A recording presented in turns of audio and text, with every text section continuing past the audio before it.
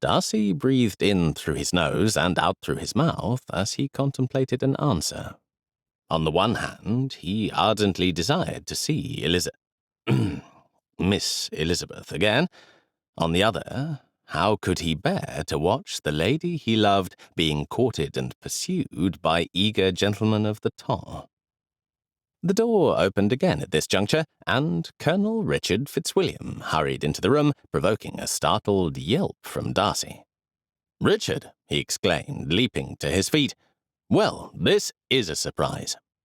The Colonel reached out a long arm to shake Darcy's hand, and then turned to Bingley, who had likewise risen to his feet. "Bingley, it is good to see you," the Colonel said, and held out a hand to the younger man, who shook it. "Would you care for some brandy, cousin?" Darcy asked, moving toward a tray on a small wooden table nearby. No, I fear I must fly, as Lady Matlock wishes me to accompany her and Rachel to Hookham's library today. I merely wish to ask if it is true that you know the new heiress in town."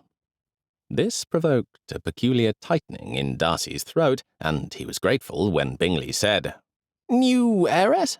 Do you mean Miss Elizabeth Bennet?" "Yes, that is the one," Richard said eagerly. "I heard from my mother, who heard it from Lady Talbot, who heard it from her son, that you and Darcy know the Bennets." "Indeed we do," Bingley cried out. "We met the Bennet family in Hertfordshire, where I have leased the estate of Netherfield. The Bennets live in Longbourn, which lies adjacent to Netherfield." The Colonel scrunched his nose and glared at Bingley. "Let me guess," he said, with mocking disapproval. "You are in love with Miss Elizabeth and have every expectation of winning her hand?" "I am in love with the eldest, Miss Bennet," Bingley said, straightening his back. "And sadly I am not at all certain I can win her hand, though I will try." "Is she also an heiress?" "No, not at all. It was Miss Elizabeth who received a vast fortune from some distant relation or connection or something of the sort. But Miss Bennet is the lady for me. She is an angel."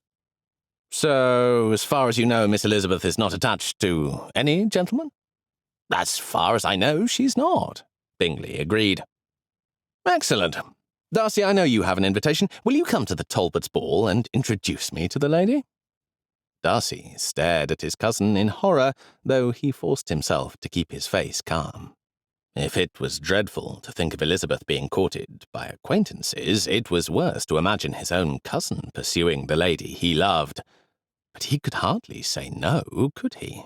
Richard was among the very best of men and deserved a good wife.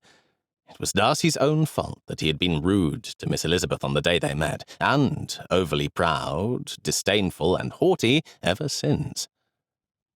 "I will attend the ball and introduce you to the Misses Bennet, Richard," Darcy said quietly.